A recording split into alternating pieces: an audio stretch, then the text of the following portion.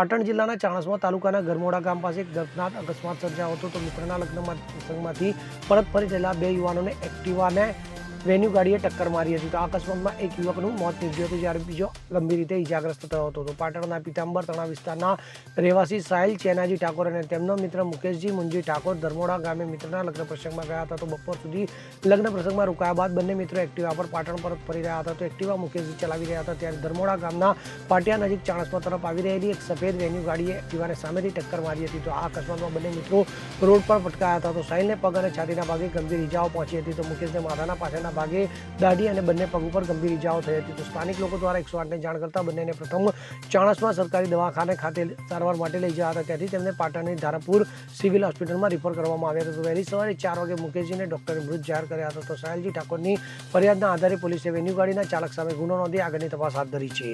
Bureau report CN24 news. હવે જુઓ દેશ દુનિયાની તમામ ખબરો તમારી આંગળીના ટેરવે. ઉઠાવો મોબાઈલ અને Google Play Store પરથી ડાઉનલોડ કરો અમારી CN24 ન્યૂઝ મોબાઈલ એપ.